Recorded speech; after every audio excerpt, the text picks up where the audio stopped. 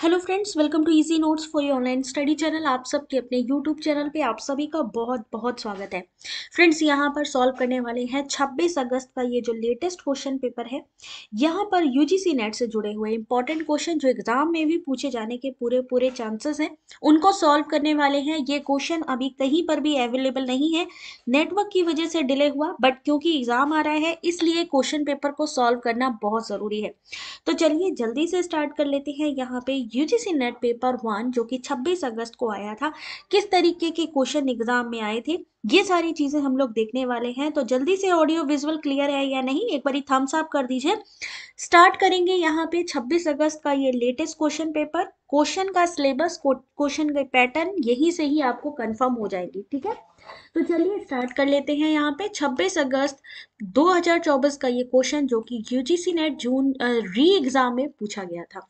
चलिए question number 1 की तरफ चलते हैं। क्वेश्चन नंबर 1 आप सभी के सामने क्वेश्चन है, जल्दी जल्दी सॉल्व करेंगे क्योंकि लेट हो गया है ऑलरेडी, बट क्योंकि क्वेश्चन दिखाने जरूरी थे इसलिए यहाँ पर हम आपको क्वेश्चन दिखाते भी जाएंगे, सॉल्यूशन भी दिखाते जाएंगे। पहला क्वेश्चन है कि 5 पंप हैं working in 18 hours a day, empty a tank in 12 days. यानी 5 पंप प्रतिदिन 18 घंटे काम करके एक टैंक को 12 दिनों में खाली कर देते हैं। आपस में इन सबको मल्टीप्लाई कर दीजिए, यानी कि 18 घंटे में 12 दिनों में खाली कर देते हैं एक टैंक को। फिर एक टैंक को 9 दिन में खाली करने के लिए 6 पंपों को कितने घंटे काम करना पड़ेगा। अब 9 और 6 को आपस में मल्टीप्लाई कर दीजिए, दोनों को आपस में मल्टीप्लाई करना है, ठीक है। मल्टीप्लाई करने के बाद क्या आंसर निकलेगा जरा ध्यान से देखिएगा। पहली संख्या हमें जो ऊपर का स्टेटमेंट है उसको मल्टीप्लाई करना है, ठीक है। अगर यहाँ पर मान लीजिए पुरुष की संख्या हो, अगर वो भी लिखी हो, कभी कभी महिला पुरुष लिखा होता है या बच्चे लिखे होते हैं, तो उनको सॉल्व करने के लिए मैथ्स का ये जो फॉर्मूला है इसको याद रखिएगा। सबसे पहले हमें क्या करना है, पहले का जो ऊपर का स्टेटमेंट है उसको मल्टीप्लाई आपस में करना है। फिर दूसरी जो स्टेटमेंट है, क्योंकि हमें क्या निकालना है, कितने घंटे काम किया, तो हमें घंटे नहीं पता, आवर नहीं पता, तो आपस में 9 और 6 का भी मल्टीप्लाई कर देंगे। एच की वैल्यू निकालनी है, किसकी वैल्यू निकालनी है, एच की वैल्यू निकालेंगे। तो सही आंसर क्या निकलेगा, 20 घंटा। ध्यान से देखिए इस क्वेश्चन को। यहाँ पर ये जो क्वेश्चन है क्वेश्चन नंबर 1, और इस क्वेश्चन का जो सही आंसर होगा वो होगा option number C. Question number 2 ध्यान से देखिएगा, ये हिंदी में है क्वेश्चन क्योंकि इंग्लिश वाला वर्जन में कर नहीं पाई ये वाला। तो एक क्वेश्चन है जिसमें लिखा है कि एक पोत में द्रव्यमान होता है अतः पोत के सभी भागों में भी द्रव्यमान होगा। कौन सा कथन ऊपर दी गई प्रतिगिप्ति के विषय में सही है। क्वेश्चन नंबर 2, इसमें विभक्ति दोष है, अनेकार्थकता दोष है, अविचारी सामान्यीकरण है या गैर तर्क दोषपूर्ण कथन है। क्वेश्चन नंबर 2 ध्यान से देखिए, सही आंसर है गैर तर्क दोषपूर्ण कथन है। एक पोत में द्रव्यमान होता है अतः पोत के सभी भागों में भी द्रव्यमान होता है, दिए गए कथन में गैर तर्क दोषपूर्ण कथन है। गैर तर्क दोषपूर्ण कथन तर्क या तर्क की प्रक्रिया पर आधारित या उसमें उत्पन्न नहीं होता। Question number 2 option number D. Question number 3 एक क्वेश्चन है आप सभी के सामने, और क्वेश्चन ये कि 3R का क्या मतलब होता है। 3R का क्या मतलब है, किसमें, आपके वेस्ट मैनेजमेंट में, सॉलिड वेस्ट मैनेजमेंट में इस 3R का क्या मतलब है। अब उसमें क्या चीज है कि कौन सी चीज शामिल नहीं की गई है। ब्लड रिलेशन वाला भी दिया, अभी मैं दिखा रही हूं किस तरीके के क्वेश्चन आ रहे हैं, ठीक है। तो यहां पर इस क्वेश्चन का क्वेश्चन नंबर 3 आप सभी के सामने ऑप्शन नंबर बी रिकवर, जबकि रिड्यूस करना, किसी चीज को कम करना, किसकी बात हो रही है, सॉलिड वेस्ट मैनेजमेंट की। सॉलिड वेस्ट मैनेजमेंट में आपका जो है रिड्यूस आएगा, रिसाइकल आएगा और रीयूज आएगा, ठीक है। रीयूज, रिसाइकल एंड रिड्यूस, ये तीन चीजें आती हैं। स्वच्छ सर्वेक्षण 2024 का ये विषय भी है, यानी जो स्वच्छता सर्वेक्षण हुआ था, क्लीननेस सर्वे हुआ था 2024 का, उसका ये विषय भी है। क्वेश्चन नंबर 4, UNFCCC यानी संयुक्त राष्ट्र जलवायु परिवर्तन से संबंधित अभय समय की जो रूपरेखा है, किस बैठक का प्रतिफल था। अभी निधि इंग्लिश में भी मैं दिखा रही हूँ, ठीक है। कुछ क्वेश्चंस हिंदी वर्जन में इंग्लिश में कन्वर्ट नहीं कर पाई हूँ जल्दी में, तो अभी आगे की कुछ क्वेश्चन आप लोगों को दिखने वाले हैं हिंदी और इंग्लिश दोनों में। तो इसका सही आंसर क्या होगा? Question number 4, option number C, Rio शिखर सम्मेलन। यूएनएफ ट्रिपल सी रियो शिखर सम्मेलन बैठक का प्रतिफल माना जाता है। रियो सम्मेलन कहाँ हुआ था? ब्राजील के रियो डी जेनेरियो में 1992 में। क्वेश्चन नंबर 5 लिखा है, इनमें से कौन सा तार्किक रूप से समतुल्य है? यानी कि जो सेम लग रहा है। अभी आगे के क्वेश्चन में आपको दिखा दूंगी, जो अवेलेबल हो पाया है वो मैं आपको कर रही हूँ, ठीक है। सभी गैर वृक्ष गैर पशु हैं, कोई भी पशु वृक्ष नहीं है, कोई भी पशु वृक्ष नहीं, यानी देख सकते हैं इसके समतुल्य यानी इक्विवेलेंट की बात की गई है। तो क्वेश्चन नंबर 5 सही आंसर वेन डायग्राम से भी निकाल सकते हैं, option number C, B and D दोनों। कोई भी पशु वृक्ष नहीं है और कोई भी वृक्ष पशु नहीं है, दोनों ही डिफरेंट जोन में चले गए हैं। तो दोनों ही ये जो दो स्टेटमेंट हैं बी एंड डी, ये दोनों के दोनों कैसे हैं? इक्वलेंट है, यानी समान, दोनों समान है। अगला क्वेश्चन, क्वेश्चन नंबर आपके सामने 6। क्वेश्चन है कि in medical research what is a comparison group called at receive what appears to be a treatment but in a fact has no effect on it? Experimental group, control group, placebo group या dependent group? ये latest question paper है जो कहीं भी available नहीं है, इसलिए question का स्क्रीनशॉट लेते चलिएगा। क्वेश्चन नंबर 6 आप सभी के सामने, सही आंसर है option number C, placebo group. Option number C, question number 6 option number C, चिकित्सा शोध के संदर्भ में तुलनात्मक समूह प्लेसबो समूह कहा जाता है। प्लेसबो समूह वो प्राप्त करता है जो उपचार प्रतीत होता है लेकिन वास्तव में उस पर उपचार का कोई भी प्रभाव नहीं पड़ता है। सी आंसर इस क्वेश्चन का। क्वेश्चन नंबर 7, क्वेश्चन नंबर 7 है कि कौन से कथन उपविपरीत प्रतिगिप्तियों के बारे में सही है? सब कॉन्ट्रेरी के बारे में कौन सा सही है? सब कॉन्ट्रेरी, सब कॉन्ट्रेरी संबंध किसके किसके बीच होता है? जब हम क्लासिकल स्क्वायर ऑफ ऑपोजिशन बनाते हैं तो उपविपरीत संबंध होता है आई और ओ के बीच में। अब ये दोनों कैसे हो सकते हैं? दोनों एक सेम टाइम पर दोनों सही हो सकते हैं, लेकिन दोनों सेम टाइम पर क्या नहीं हो सकते हैं? गलत नहीं हो सकते हैं। या तो ये सही होगा या ये सही होगा। तो इस क्वेश्चन नंबर 12 सही आंसर क्या होगा? 7 है वैसे तो। सब कॉन्ट्रेरी के बारे में, सब कॉन्ट्रेरी क्या हो सकता है? अगर एक सही है तो दूसरा गलत होना चाहिए। उपविपरीत, एक सही है तो दूसरा गलत होना चाहिए। वो दोनों एक साथ गलत नहीं हो सकते। दूसरा गलत होना चाहिए जरूरी नहीं है। अगर एक गलत है तो दूसरा सही होना चाहिए, और वे दोनों सही हो सकते हैं। सी और डी वे दोनों गलत नहीं हो सकते। बिल्कुल सही बात है, ये भी इसको सही करना पड़ेगा भाई। सब कॉन्ट्रेरी का मतलब है कि वो दोनों एक साथ वो दोनों गलत नहीं हो सकते हैं। They both can not be wrong, सही हो सकते हैं गलत नहीं हो सकते। अगर एक गलत है तो दूसरा सही होना चाहिए और दोनों सही हो सकते हैं।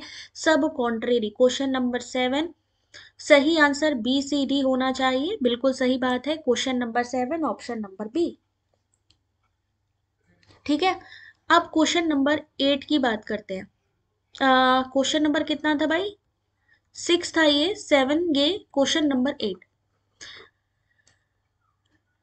चलिए, किस शास्त्रीय भारतीय दर्शन शास्त्र की विचारधारा में परमाणुवाद का प्रतिपादन किया गया? क्वेश्चन नंबर 8 आप सभी के सामने। बहुत ही आसान सा क्वेश्चन है, अद्वैत बोध सांख्य। सही आंसर इस क्वेश्चन का, क्वेश्चन नंबर 8 सही आंसर है B, Vaisheshika. In Indian philosophy, atomism was propounded in the Vaisheshik school. Vaisheshika philosophy is a part of a Indian सत दर्शन, और इसके फाउंडर कौन है? ऋषि कनाद। इसके फाउंडर कौन है? ऋषि कनाद इसके फाउंडर माने जाते हैं। ठीक है, अगला क्वेश्चन, क्वेश्चन नंबर 9। पढ़ते जाओ, सॉल्व करते जाओ, देखो किस तरीके के क्वेश्चन आ रहे हैं। अब ये वैशेषिक वाला आप लोगों को आंसर आता था, ठीक है। अब एक टाइफाइड की बात है। टाइफाइड जनरली हम लोगों को सुनने में आ जाता है कि टाइफाइड क्या है, किससे होने वाला है। तो जल्दी से इस क्वेश्चन का जो सही आंसर है बताइए क्या होगा। टाइफाइड किससे होता है? जनरली ये बीमारियां चलती रहती हैं टाइफाइड से रिलेटेड। तो सही आंसर इस क्वेश्चन का वैशेषिक वाला आता था, यानी कि हमारे कुछ क्वेश्चन ऐसे भी होंगे जो एग्जाम में पढ़े हुए आएंगे। क्वेश्चन नंबर 9 सही आंसर है सी, बैक्टीरिया। जल जनित है, पानी से होने वाला रोग है और ये जीवाणु द्वारा संदूषित होता है। Question number 10। अब देखो थोड़ा सा दिमाग का इस्तेमाल करना है, इंटरनेट से जुड़ा क्वेश्चन है कि इंटरनेट के अधिक प्रयोग से क्या क्या चीजें हो सकती है। व्यसन यानी एडिक्शन हो सकती है, अवसाद यानी डिप्रेशन हो सकती है, डिस्ट्रैक्शन हो सकता है, या एटोमाइजेशन हो सकता है, या knowledge of mass media. Question number 10। Question number 10 आप सभी के सामने, और इस क्वेश्चन का जो सही आंसर है,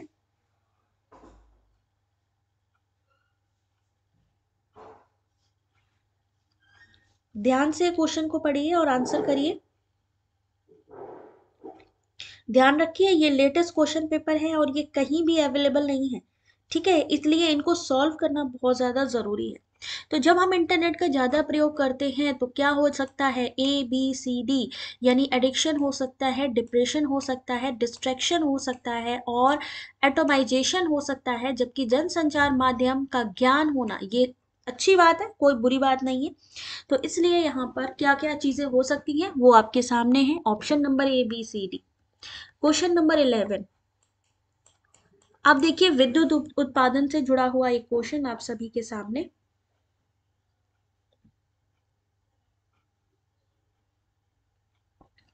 क्वेश्चन को रीड करिए और आंसर करिएगा इस क्वेश्चन का कि सही आंसर क्या होने वाला है इस क्वेश्चन का।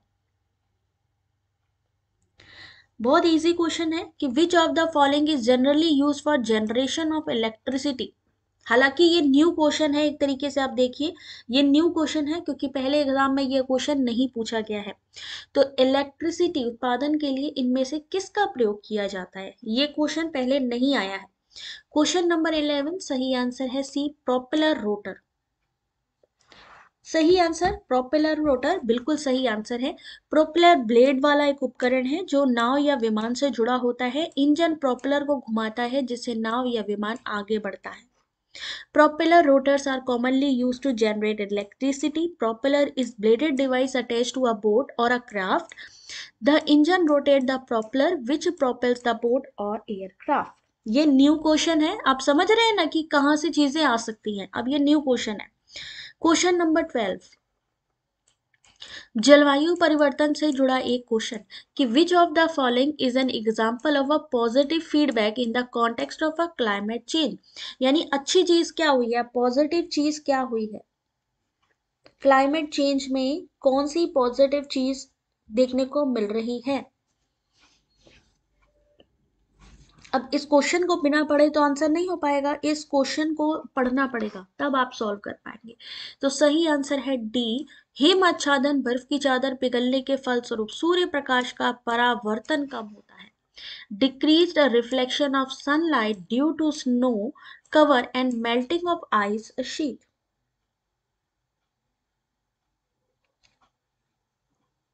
ठीक है, यहां तक आ गया सबको समझ में।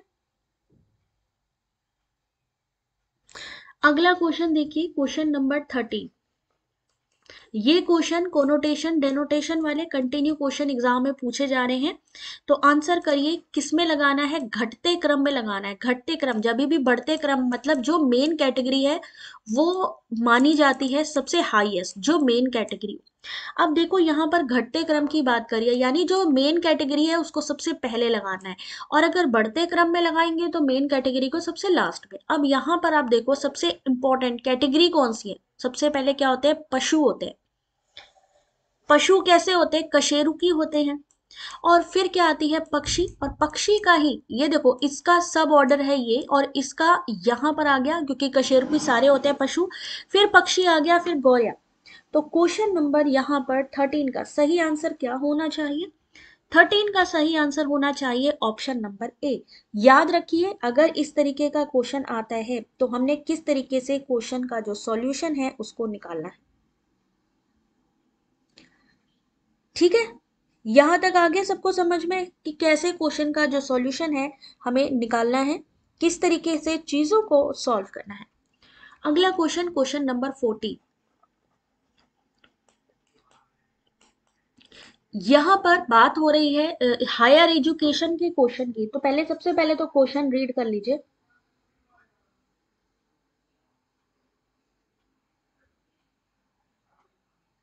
सबसे पहले क्वेश्चन रीड कर लीजिए।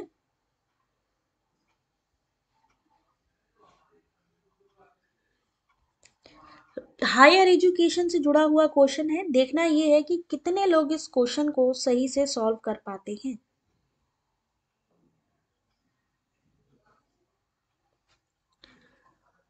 शिक्षा मंत्रालय के उच्चतर शिक्षा विभाग के अनुसार किन संस्थाओं को उच्च अधिगम का स्थान माना गया है? यानी हाईएस्ट लर्निंग जो हमारे इंस्टीट्यूट है, किसको माना गया है? 14 का सही आंसर है ऑप्शन नंबर डी, CDNE। राष्ट्रीय संस्कृत विद्यापीठ तिरुपति, राष्ट्रीय शैक्षिक आयोजन प्रशासन न्यूपा दिल्ली। न्यूपा का फुल फॉर्म भी आता है तो याद रखिएगा, राष्ट्रीय उन्नत अध्ययन संस्थान शिमला। जबकि डिजाइन फैशन ये बाद में आता है, लर्निंग के उसमें इसको नहीं माना जाता है, तो सही आंसर है डी। Question number 15। क्वेश्चन को पढ़ते जाइए, सॉल्व करते जाइए, क्योंकि टाइम कम है और इसी वजह से आज थोड़ा डिले होने के बाद भी क्लास करवाई जा रही है। तो चलिए, इस क्वेश्चन का जो सही आंसर है, क्वेश्चन नंबर 15। क्या कहा गया है? Which of the following types of validity is primarily related to causality, यानी कार्य कारण से संबंधित इनमें से कौन सी वैलिडिटी यानी कि वैधता है? 15 का सही आंसर है सी, आंतरिक वैधता। आंतरिक वैधता, अगर मान लीजिए ये दोबारा क्वेश्चन आ जाए, कई बार आता है इंटरनल वैलिडिटी। अब इंटरनल वैलिडिटी का मतलब क्या है? जो कार्य कारण से जुड़ा है, एक कारण संबंध के निष्कर्षों को विश्वसनीय और भरोसेमंद बना देता है। अगला question, question number 15, question number 16। अब ये देखिए आईसीटी का एक क्वेश्चन, जल्दी से मुझे आंसर दीजिएगा। इस क्वेश्चन नंबर 16 में आपको ये बताना है कि यहाँ पर फिल इन द ब्लैंक्स में क्या लिखना है।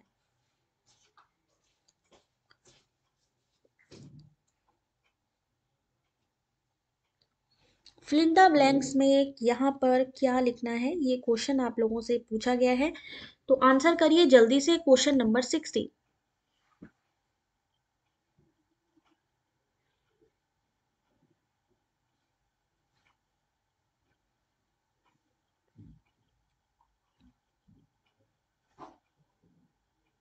और इस क्वेश्चन का जो सही आंसर है,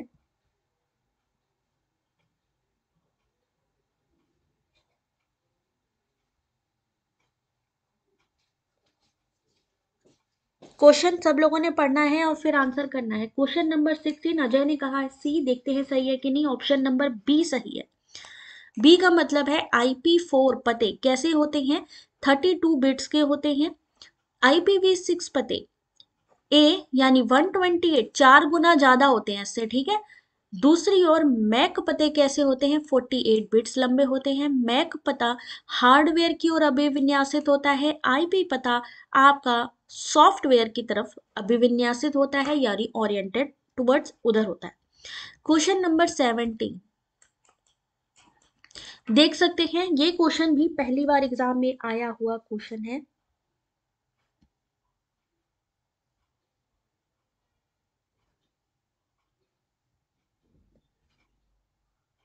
ये क्वेश्चन भी पहली बार एग्जाम में आया हुआ क्वेश्चन। क्वेश्चन देखिए ध्यान से। अच्छा, 32 बिट पहले अगर उसको करेक्ट कर लो निधि, ठीक है। उस क्वेश्चन को जहां पे लग रहा है आप उसको वो कर लीजिए करेक्ट। तो क्वेश्चन नंबर 17, श्रोता साम्राज्यवाद, ऑडियंस इंपीरियलिज्म, विरेचन, कैथराइसिस, पृथक्कीकरण, साइलोइंग और अर्ली विंडो यानी अर्ली डिपार्चर। ये क्वेश्चन भी नया है। 17 का सही आंसर है डी। डी का मतलब हो गया ऑडियंस इम्पेरलिज्म। क्या होता है? More priority to audience activity. Catharsis क्या चीज होती है? To reduce aggressive behaviour of a people. सैलोइंग क्या चीज होती है? Option number 2, selection of a new source based on a theory. Early departure, children exposure to the world, early media. Question number 17। ये क्वेश्चन भी आप ध्यान से देखो, ये क्वेश्चन भी नया है क्योंकि ये क्वेश्चन भी पहले नहीं पूछा गया। क्वेश्चन नंबर 17 के बाद क्वेश्चन नंबर 18 जो न्यू क्वेश्चन है आप लोगों के सामने है। इसका मतलब आप समझ रहे हैं कि न्यू क्वेश्चन भी एग्जाम में पूछे जा रहे हैं।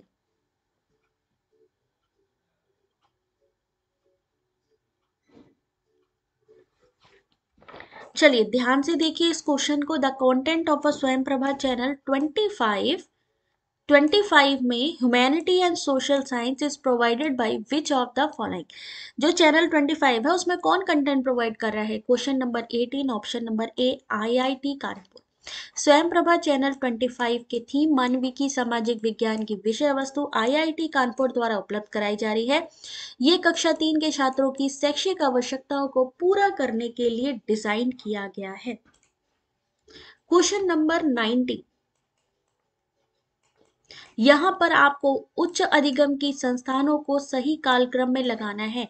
Make the following institution of higher learning in a correct chronological order.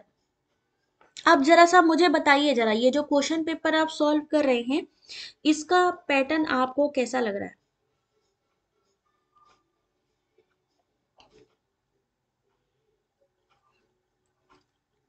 इसका जो पैटर्न है, एग्जाम का जो पैटर्न है वो आपको कैसा लग रहा है? मॉडरेट लेवल लग रहा है, इजी लग रहा है, क्या लग रहा है? अगर एग्जाम में ये क्वेश्चन आप लोगों के सामने आएंगे तो कैसा है? मुश्किल है शिवानी? देखिए इसीलिए अब हमने क्या कहा था दोपहर में, यही चीज कही थी कि ज्यादा से ज्यादा हमें सर्च करना है।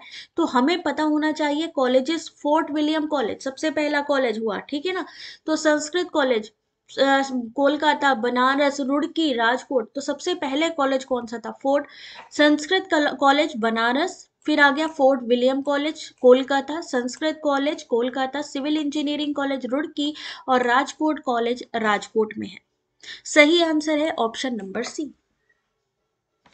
अगला क्वेश्चन, क्वेश्चन नंबर 20। अब हम किसकी बात कर रहे हैं? डॉगलस एनॉलबर्ट की बात कर रहे हैं। कंप्यूटर के क्रमिक विकास में डगलस एनॉलबर्ट का योगदान इनमें से कौन सा है? यानी उसने कौन सी चीज को इन्वेंट किया? क्वेश्चन नंबर 20 मुश्किल है।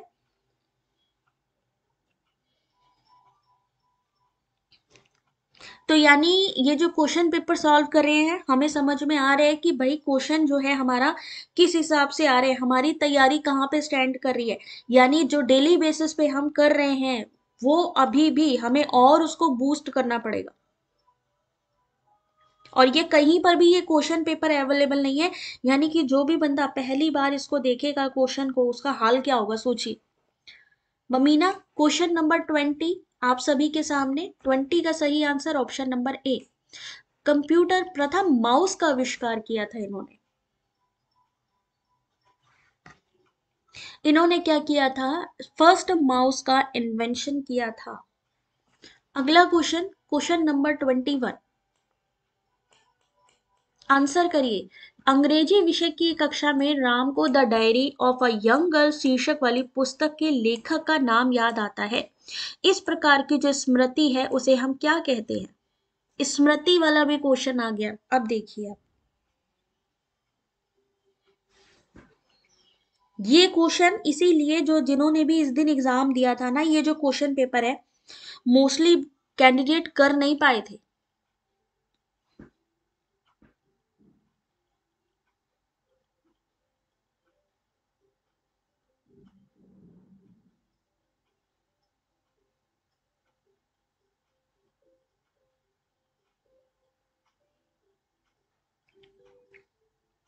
चलिए देखते हैं इस क्वेश्चन का सही आंसर। क्वेश्चन नंबर आपके सामने 21, सही आंसर है बी यानी अर्थ। अंग्रेजी विषय की एक कक्षा में राम को the diary of a young girl शीर्षक वाली पुस्तक लेखक का नाम आता है तो स्मृति को कहते हैं अर्थ। अर्थ से रिलेटेड कौन सी होगी? क्वेश्चन मॉडरेट है, देखिए अब इंग्लिश में भी आपको दिया जा रहा है वही चीज हिंदी में भी दिया जा रहा है। Question number 22। अब ये क्वेश्चन कहाँ से है? आपका मैथ से है, मैथ्स को भी हम छोड़ नहीं सकते।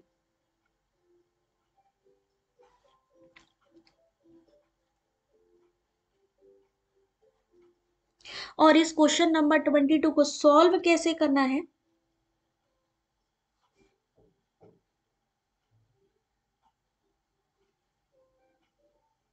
चलिए देखते हैं 22 को सॉल्व करने का तरीका। सबसे पहले इन्होंने कहा कि किसी मद की अंकित कीमत पर 25% की छूट है, उसकी बिक्री की कीमत है 36 रुपए। तो 20% की छूट देने के लिए उस मद को कितनी कीमत पर बेचा जाना चाहिए? तो ये जो फॉर्मूला है एसपी का, सेलिंग प्राइस का, वो लगाना है। SP equal to 100% minus discount, जो डिस्काउंट दिया गया, इंटू एमपी। अब 36 क्या हो गया हमारा? उसकी बिक्री की कीमत कितनी है? 36। कितने परसेंट का डिस्काउंट है? 25% का। तो हमारी पहली वैल्यू निकल आई 0.48, यानी एक्स की वैल्यू निकाली 0.48। फिर उन्होंने कहा कि तो 20% की छूट देने के लिए उस मद को कितनी कीमत पे? पहले में 25% की छूट दी गई तो कीमत 36, और अगर हमें 20% देना है तो सेम चीज है, दोबारा फिर से हमने यही फॉर्मूला लगा लेना है जो यहाँ पे लगाया है। ठीक है, फिर एक्स, हम पहले हमने एक्स की वैल्यू निकाली, अब वाई की निकाल लेंगे। तो सही आंसर आएगा 38.4%। 38.4। ऐसे क्वेश्चन के लिए आप ये क्वेश्चन का स्क्रीनशॉट लो, क्वेश्चन का जो यहाँ पे डिजिट है ना उसको बदल बदल के सॉल्व करोगे ना तो आंसर आ जाएगा। क्वेश्चन को समझना जरूरी है, फॉर्मूला समझना जरूरी है। Question number 23। और फिर भी ना आए तो तुक्का मारना जरूरी है, क्योंकि क्वेश्चन में निगेटिव मार्किंग नहीं है। कूल मीडिया से रिलेटेड एक question, question number 23।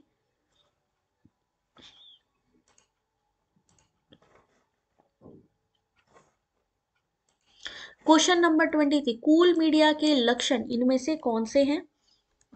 Cool media किसके द्वारा लाया गया? Cool media, hot media, Marshall McLuhan के द्वारा लाया गया। सेमेंटिक महफूजा बिल्कुल करेक्ट आंसर, उस क्वेश्चन का सेमेंटिक ही था। 23 की अगर हम बात करें तो कूल मीडिया के लक्षण, 23 का सही answer D, A B D, यानी पहला अधिक सहभागिता, ऑप्शन नंबर बी कम स्पष्टता, ऑप्शन नंबर डी कम मात्रा में सूचना है। क्या होगा? मोर पार्टिसिपेशन होगा, लो डेफिनेशन होगा, और स्मॉल अमाउंट ऑफ इंफॉर्मेशन, यानी option number D. Cool media, hot media, question number 24। Communication से वो क्वेश्चन था, कम्युनिकेशन से ये क्वेश्चन है 24। किसी जनसंचार माध्यम से संबंधित पाठ का अर्थ निर्णय जो मूल सृष्टा के अभिप्राय से भिन्न होता है वो क्या कहलाता है? Question number 24।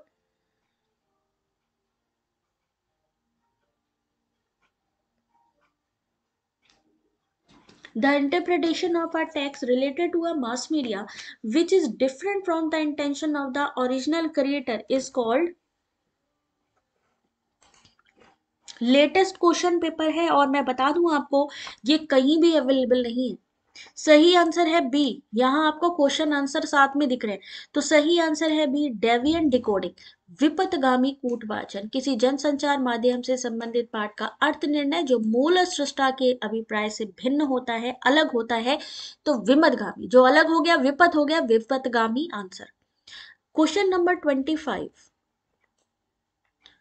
मेटा कॉग्निटिव से क्वेश्चन 25। क्या होगा इस क्वेश्चन का सही answer? Select 3 meta cognitive skill from the following to regulate thinking and learning.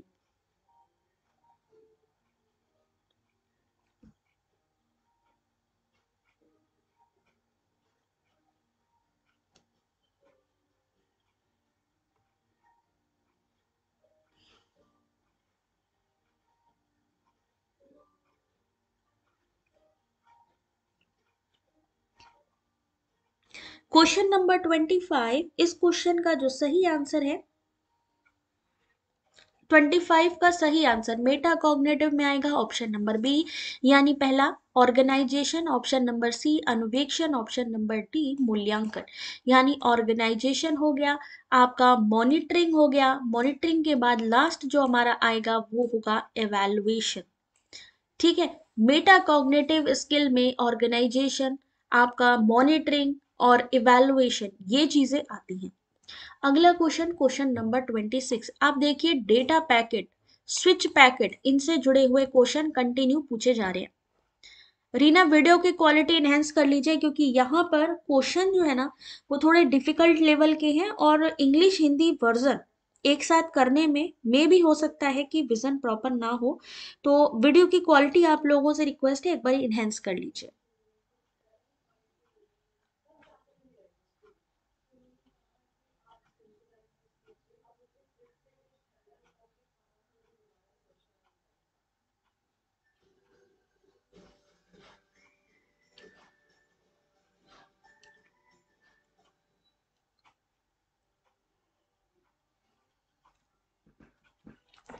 चलिए, इस क्वेश्चन का आपने कहा है ऑप्शन नंबर ए सही है, देखते हैं सही, बिल्कुल सही है। Data packet may follow different routes, may arrive in a different order and at different times. Question number 26, option number 1.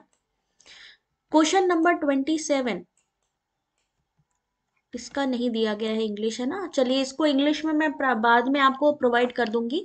Computer के संदर्भ में कौन सा कथन सही है? क्वेश्चन नंबर 27, इसका इंग्लिश वर्जन मैं आप लोगों को बाद में प्रोवाइड कर दूंगी, ठीक है। अभी आप लोग आंसर करते चलिए। क्वेश्चन नंबर 27, देखिए इस क्वेश्चन का जो सही आंसर है, सीधे आंसर पे लेके आते हैं, option number D, A B and D. अन्य देशों को चलाने के लिए सीपीयू लाओ, विकूट करो, कार्यान्वित करो, भंडारित करो, चक्र का अनुसरण करना। इंटेल, एएमडीसी सीपीयू के दो निर्माता हैं। और ऑप्शन नंबर डी, अधिकांश सीपीयू को ठंडा करने के लिए पंखों की आवश्यकता होती है ताकि उनका अधिकतापन ना हो पाए। Question number 28, national education policy से जुड़ा एक क्वेश्चन।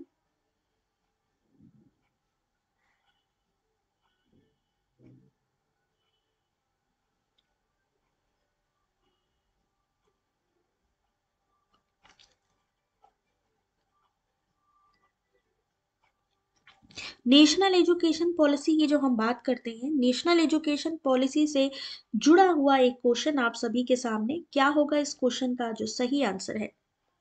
28 का सही आंसर सी, भारतीय सांकेतिक भाषा, जिसे हम आईएसएल कहते हैं, Indian sign language. National education policy शिक्षा नीति 1986 की को रिप्लेस करेगा। इसका केंद्रीय बिंदु बहुविषयकता समग्र शिक्षा है। इस शिक्षा नीति में भारतीय सांकेतिक भाषा को मानक रूप से जरूरत पर बल दिया गया है। Question number 29, Mashelkar committee recommended raising the status of a regional engineering college to the following. Question number 29. पहली वाली क्लास मिस कर दी, कोई बात नहीं सौरभ, एक बारी रिपीट कर लो, क्योंकि मैंने क्लास जो है रिमूव नहीं करी है, क्लास वही है। ये समझ के ले लो कि कहते हैं ना, दवाई चाहे बाद में खाओ चाहे पहले खाओ, दवाई दवाई है।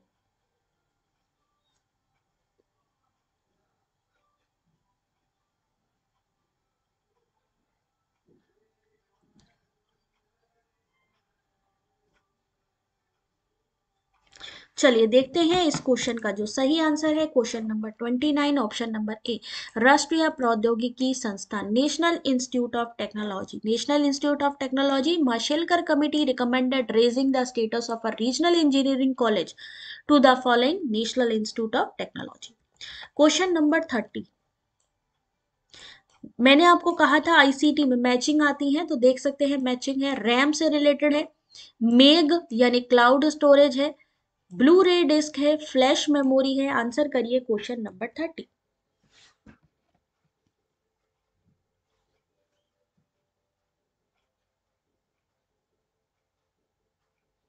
करुणा क्या हो गया?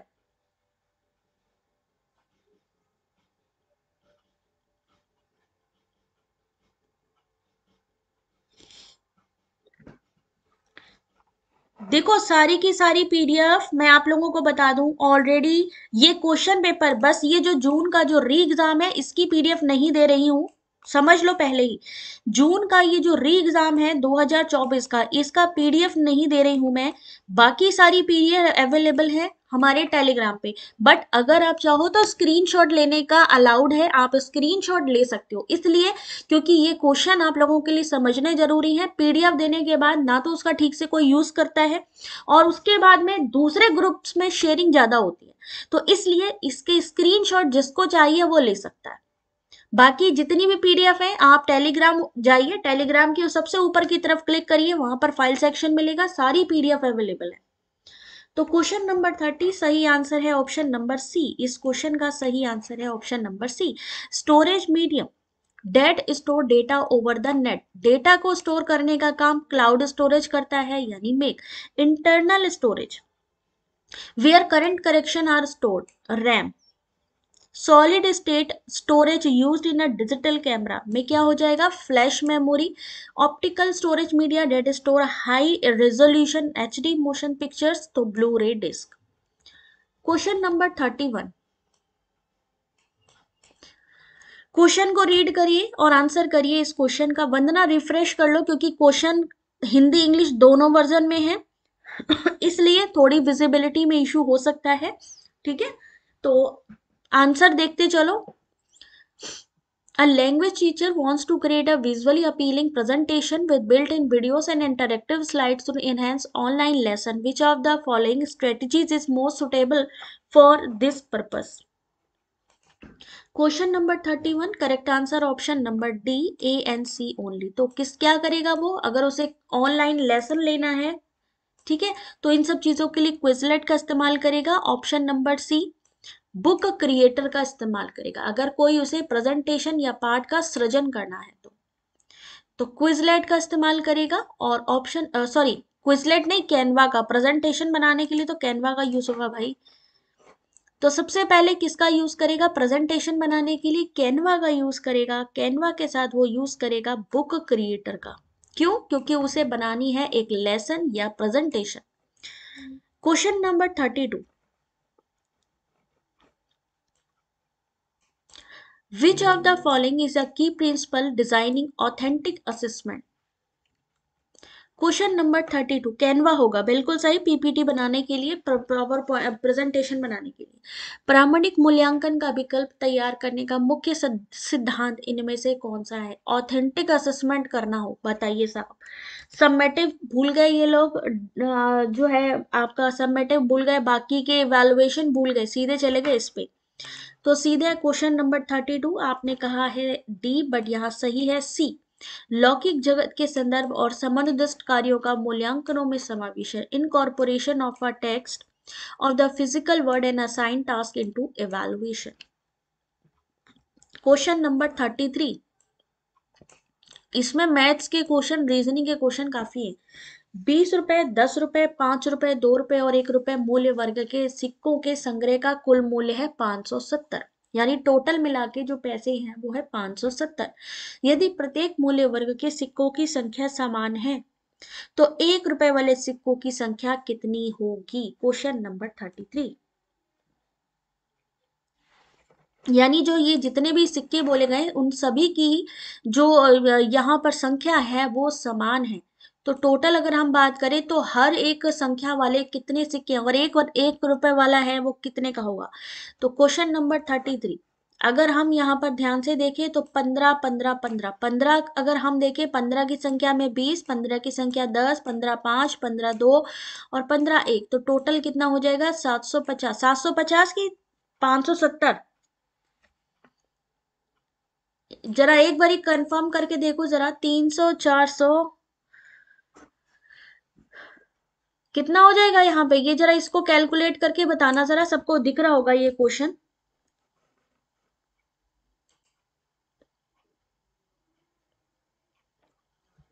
कितना हो जाएगा, उल्टा कर दिया गया है यहाँ पे, 750 नहीं बल्कि 570 होगा इस क्वेश्चन का सही आंसर।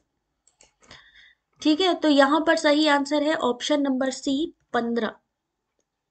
ठीक है, क्वेश्चन को सही कर लेना, ऑप्शन को, ये 750 नहीं बल्कि 570 होगा। अगला question, question number 34, research static से क्वेश्चन है। In computing which of the following statistical test the degree of freedom of the numerator denominator are used. Question number 34, 570, ठीक है। क्वेश्चन नंबर 34, रिसर्च स्टैटिक्स सांख्यिकी से क्वेश्चन।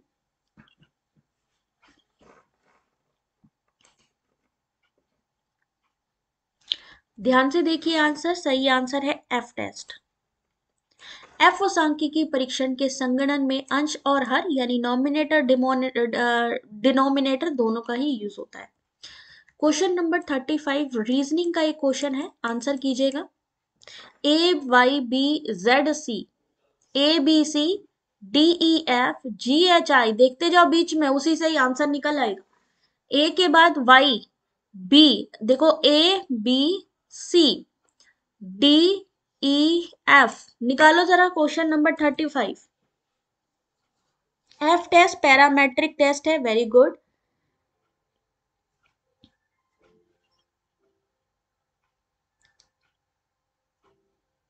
इस question का सही answer question number 35, same चीज हम आगे कंटिन्यू करेंगे। ए बी सी डी ई, आगे बढ़ाओ जरा, ऐसे ही होगा। जी एच आई, यहां पर थोड़ा मिस्टेक किया हुआ है आई थिंक। जी एच आई, देखो फिर से इसी में आ रहा है। जे के एल एम एन ओ, एक संख्या में एफ टेस्ट का इक्विवेलेंट काई स्क्वायर टेस्ट है ना, तो सही आंसर है ऑप्शन नंबर बी यानी M Q N R O. अगला question, question number 36, which of the following argument is flawed because the middle term is non contradictory? मध्य पद के अनेकांतिक होने के कारण कौन सा तर्क दोषपूर्ण है? Question number 36।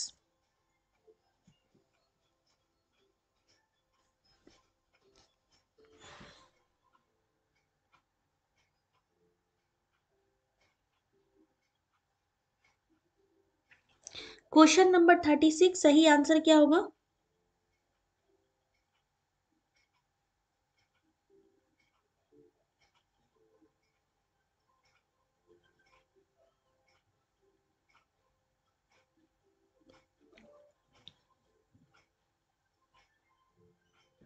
इस क्वेश्चन का सही आंसर देखते जाइए। Question number 36, option number A, all things are impermanent because they are knowable. सभी वस्तुएं अनित्य हैं क्योंकि वो गे हैं, इस क्वेश्चन का सही आंसर। क्वेश्चन नंबर 37, अब देखो जनसंचार में निम्नलिखित विचार ग्रहण किए गए। भाई साहब कहां से क्वेश्चन उठा रहे हैं। मास कम्युनिकेशन एक कम्युनिकेशन है और उसको डिसिप्लिन से अटैच किया जा रहा है, तो question number 37।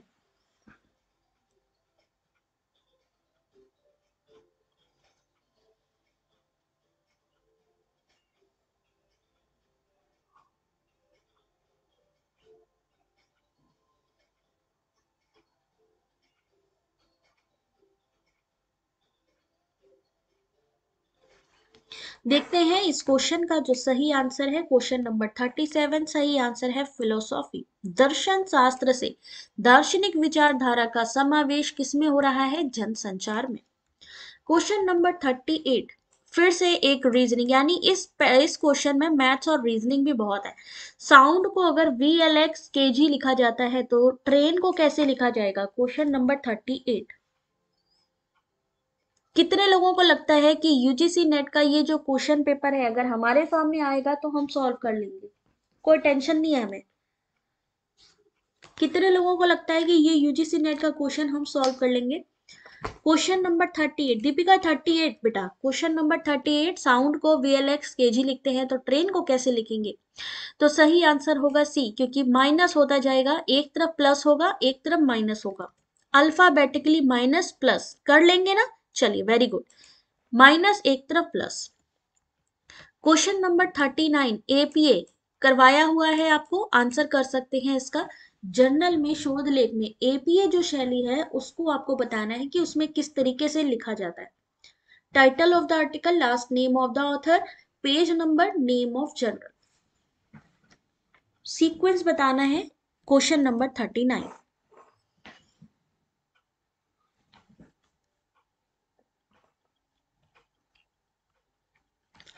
APA format, APA style में जब हम लिखते हैं तो क्या होगा, ऑप्शन नंबर सी। यानी सबसे पहले हम क्या लिखेंगे, लेखक, लास्ट नेम ऑफ ऑथर, लेखक का अंतिम नाम, आलेख का शीर्षक, यानी आलेख का शीर्षक क्या हुआ, टाइटल ऑफ द आर्टिकल, फिर जनरल का नाम और लास्ट में क्या लिखेंगे, page number. Question number 40, research से क्वेश्चन, किन शोध कार्य नीतियों में शोध के संबंध में सिद्धांत की भूमिका का प्रमुख अभिमुखीकरण निगमनात्मक है? In which of the following research strategies the dominant orientation of the role of theory in relation to research is a deductive? Question number 40. वंदना, उसका भी अभी क्वेश्चन पेपर में आएगा, जिक्र आएगा, ठीक है, तो वहां से आप लोग देख लेना। अभी हम धीरे धीरे जैसे जैसे क्वेश्चन और आपको करवाते जाएंगे, आपको चीजें समझ में आती जाएंगी। ये जून का लेटेस्ट क्वेश्चन पेपर है जो कहीं अवेलेबल नहीं है।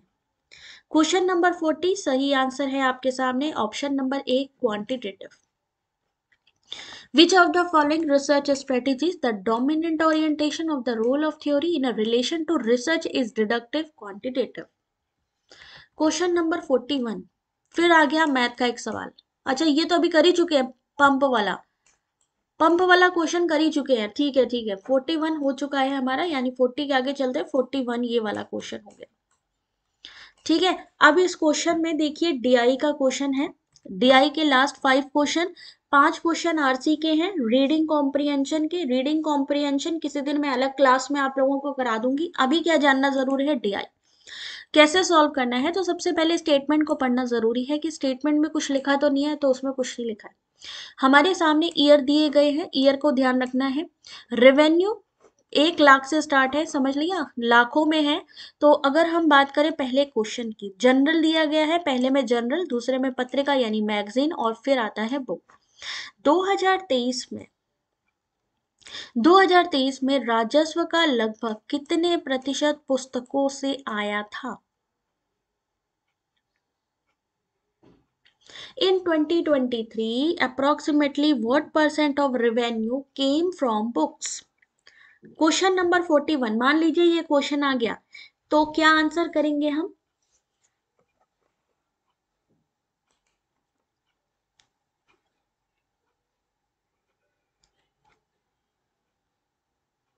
कितने प्रतिशत पुस्तकों से आया? यहां पे संख्या जो दी गई है वो लाखों में दी गई है। 41 का आंसर, 2023 में जो कुल राजस्व आया वो आया टोटल, यहां से कुल राजस्व आया, यहां से टोटल रेवेन्यू ये आया, तो टोटल कर लिया। पुस्तकों से प्राप्त, पुस्तकों से यानी बुक से कितना मिला, 79। तो हम क्या करेंगे, 17, अरे यार ये 40, ये इन्होंने अलग अलग क्यों संख्या लिख दी है, गलत लिखा है। 176 कहाँ से आया, 176 तो आएगा ही नहीं यहाँ पे। ये जो संख्या है इसको जरा सही कर लो, इसको लिखो नीचे, इंटू कर दो 100% निकालने के लिए, तो आएगा 46%। जोड़ के बताना जरा, 40, 54, 49, टोटल कितना हुआ? इसके लिए सिर्फ एक चीज है, ठीक है, एक डीआई को सॉल्व करने का एक ही चीज है। पहली बात तो ये है कि आप स्टेटमेंट में देखो कि स्टेटमेंट में कभी कोई ऑप्शन तो नहीं है। अगर ऑप्शन नहीं है तो आपको सारा क्वेश्चन अपने टेबल से निकालना है और क्वेश्चन से निकालना है।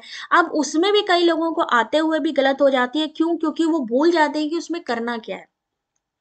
उसको रफ पेपर में लिख लो कि क्वेश्चन एक्चुअली में हमें करना क्या है। कोई ऐसी ट्रिक नहीं है, सिर्फ चीजों को समझना आना पड़ेगा आपको। अब इन्होंने कहा है परसेंटेज निकालना है, परसेंटेज निकालना है कि टोटल हमारा कितना रेवेन्यू आया। तो परसेंटेज निकालने की तो मल्टीप्लाई करेंगे 100 से, ये कॉमन सी बात है, 100 से तो मल्टीप्लाई करना ही करना है। 40, 54, 49, टोटल कितना हुआ?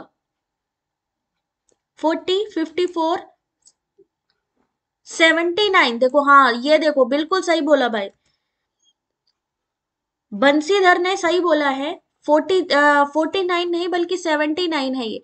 तो ये संख्या यहां से कैलकुलेट करो, इसको रहने दो, टोटल करो 40, 54, 79, टोटल कितना हुआ?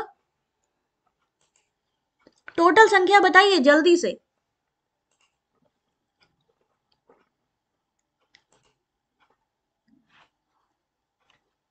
40, 54, 79,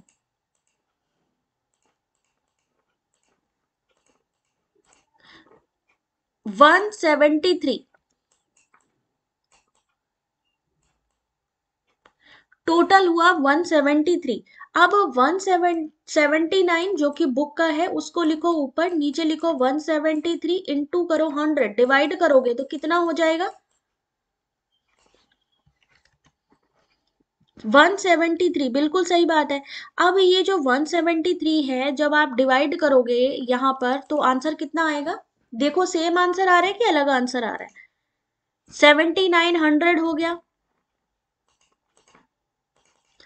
7900 हो गया। और 7900 में आपने डिवाइड करेंगे 7900 को 173 में, तो हमारा आंसर क्या निकल के आएगा, 45% निकल के आएगा। संख्याएं सही से देख लेना, ये जो यहाँ पर ये जो दिया गया एक्सप्लेनेशन ये गलत है, ठीक है, जो आप कर रहे हैं वो सही है। 79 है, टोटल करेंगे इनको 79 निकलेगा। 79 में टोटल हमारा कितना है, सॉरी टोटल है हमारा 173, और हमारा बुक से रिलेट करना है इन्होंने कि बुक का कितना था, कितने परसेंटेज था, तो बुक का है 79, तो बुक ऊपर लिखेंगे, टोटल रेवेन्यू निकालेंगे 173, किससे क्या निकालना है परसेंटेज, तो मल्टीप्लाई बाय 100। क्वेश्चन नंबर 42, यदि वर्ष 2024 में 2023 से वही राजस्व वृद्धि रही है जो वर्ष 2022 से 23 में थी, तो वर्ष 2024 में लगभग राजस्व कितना होगा। यदि वर्ष 2024 दिया नहीं गया है, इन्होंने कहा 2023 से वही राजस्व वृद्धि रही है, राजस्व वृद्धि यानी इनका टोटल करना है, ठीक है ना, पहले इनका टोटल करो, फिर क्या होगा जो 2022 से 2023 में रही है, 2022 से कितनी, तो क्या होगा इस क्वेश्चन का आंसर। क्वेश्चन नंबर 42 जरा ध्यान से देखिएगा, आंसर दिखा रही हूं अब मैं। सॉल्व कैसे करना है, जैसा कि आपको बताया मैंने, पहले क्या किया इन्होंने 2022 का टोटल किया, 2022 का टोटल, संख्याएं देखना सही है कि नहीं, 40 42 87। फिर क्या किया इन्होंने 2023 में कितनी वृद्धि हुई है। अब ये 4 कैसे आया, 4 ऐसे आया कि जो नीचे की संख्या हमने निकाली थी वो निकाली थी 173।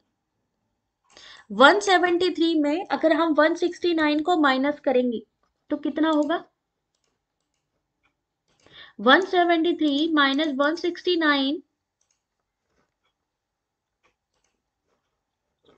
तो होगा डिफरेंस। जब भी इस तरीके की संख्या आए कि पहले से कितना, तो डिफरेंस लिखो ऊपर, किससे निकालेंगे 2022, 2023 से पहले क्या था 2022, जो भी प्रायर होगा पहले से ही तो निकालेंगे, तो पहले की संख्या थी 169, तो 169 से निकाला परसेंटेज 2036। अब इसको निकालने के बाद 2036 आएगा, 2024 में 2023 की तुलना में कितनी वृद्धि हुई, 173 था,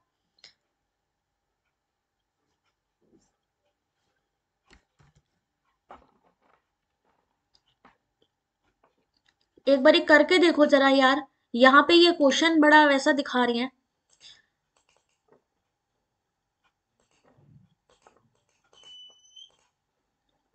ये आया 2.366, ये यहां संख्या गलत है, यहां पे 2.366 होगा, है ना, और उसी से ही निकाला जाएगा ये क्वेश्चन। संख्याएं यहाँ पे गड़बड़ है, थोड़ा सा अपने आप से देखना है, वो पहले तो डिफरेंस निकाल लेना है कि कितना डिफरेंस है, यानी कितने परसेंट का मुनाफा या कमी है। उसके बाद में इन्होंने कहा 2024 में 23 की तुलना में कितनी वृद्धि हुई, तो 173.2 इंटू 2.36 मल्टीप्लाई बाई 177, ठीक है। तो ऐसे क्वेश्चन को क्रॉस चेक किया करो कि इन क्वेश्चन को करना क्या है और इसको आंसर कैसे निकालना है, क्रॉस चेक करोगे सब समझ में आएगा। क्वेश्चन नंबर 43, किस वर्ष में गत वर्ष की तुलना में, गत वर्ष यानी पास्ट ईयर की तुलना में जनरलों की बिक्री से प्राप्त, जनरल कहाँ है ये रहा, जनरल की बिक्री से प्राप्त राजस्व में उच्चतम परिवर्तन देखा गया। 45 से 47 हो गया, दो बड़ा, 47 से 40 हो गया यानी घट गया, 40 से 40 है यानी कि बराबर है, तो क्या हो जाएगा 45 और 47। इन्होंने कहा कि किस वर्ष में गत वर्ष की तुलना में जनरलों की बिक्री से प्राप्त राजस्व में उच्चतम परिवर्तन दिखाई दिया। तो 2021 होना चाहिए भाई यहाँ पे।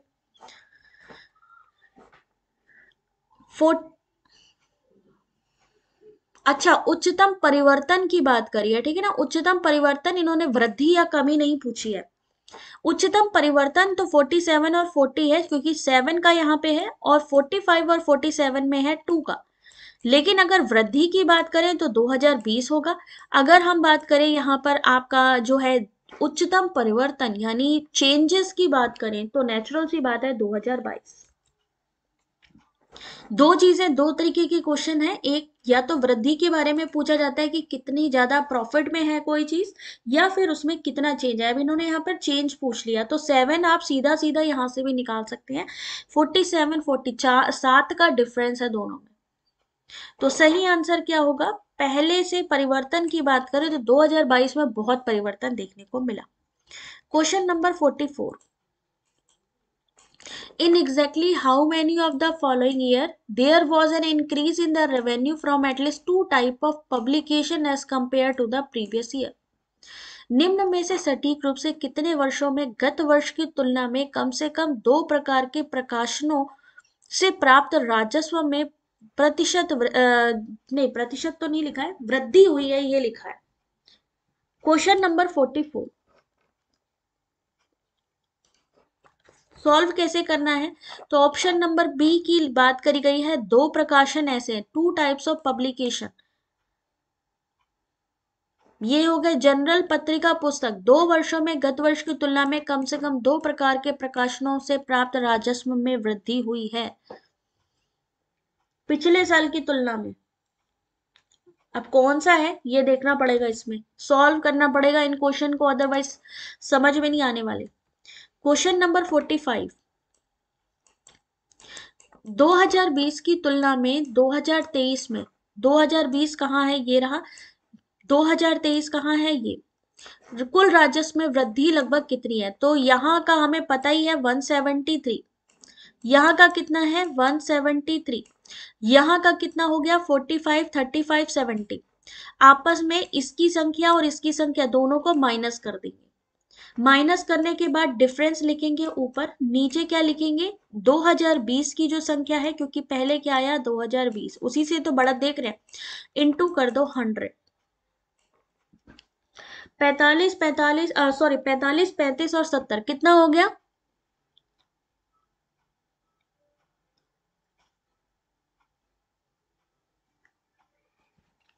45 35 और 70 कितना हो गया टोटल,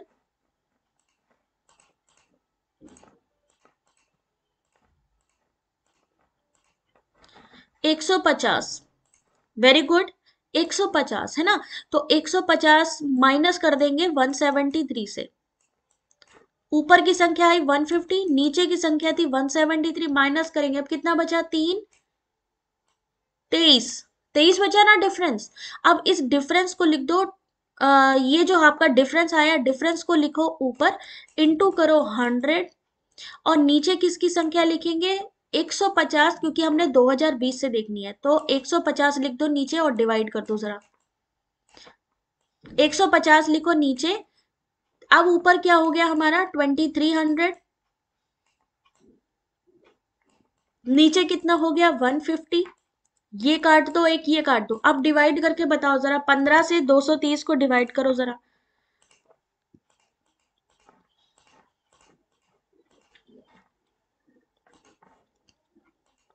कितना हो जाएगा 15.33। और यहाँ क्या कहा इन्होंने, लगभग आपको बताना है, तो 15.33 है, तो हम मान सकते हैं कि ऑप्शन नंबर सी होगा इस क्वेश्चन का सही आंसर। सही आंसर ऑप्शन नंबर सी। ठीक है, दोनों के निकाल लो, 2020 और 2023। PYQ 2023-24 नहीं, ऐसा बिल्कुल नहीं है। आप 2000 जितना ज्यादा से ज्यादा क्वेश्चन सॉल्व कर सकते हो उतना बेटर है। 2022 का भी क्वेश्चन रिपीट हो रहे हैं, 2023 के भी रिपीट हो रहे हैं, 2021 के भी रिपीट हो रहे हैं, तो आपके ऊपर है आप कितने टाइम तक के सॉल्व कर सकते हैं। जितना हो सके अभी जैसे रिसेंट के पहले सॉल्व करना शुरू करिए। जैसे जून री एग्जाम का आया, दिसंबर 2023 का आया, जून 2023 का आया, ठीक है, फिर 22 पे चले जाओ, वो सॉल्व हो जाए तो 22 पे चले जाओ। इस समय सबसे ज्यादा इंपॉर्टेंट है जितने ज्यादा से ज्यादा क्वेश्चन सॉल्व किए जाए। तो ये कब का क्वेश्चन पेपर है आपको मैंने स्टार्टिंग में ही दिखाया था कि कब का क्वेश्चन पेपर है, सारी चीजें आप सभी के सामने। एक मिनट, ये सारे क्वेश्चन सॉल्व किए गए हैं, आप सभी के सामने हैं। कैसा पैटर्न है, किस तरीके के क्वेश्चन आ रहे हैं एग्जाम में आपने देखे हैं। कल एक और नया क्वेश्चन लेकर आएंगे, देख सकते हैं 26 अगस्त 2024 का ये क्वेश्चन पेपर आज आपने सॉल्व किया है रीडिंग कॉम्प्रिहेंशन को छोड़ के। अब मिलेंगे हम कल की क्लास में। कल दोपहर में पहले तो होगी आपकी एमसीक्यू क्लास, उसके बाद में होगी क्वेश्चन पेपर की क्लास। तो जुड़े रहिए, मिलते हैं आपसे नेक्स्ट क्लास में। तब तक अपना ध्यान रखिए, वीडियो को लाइक शेयर करते रहिए। Thank you very much, God bless you.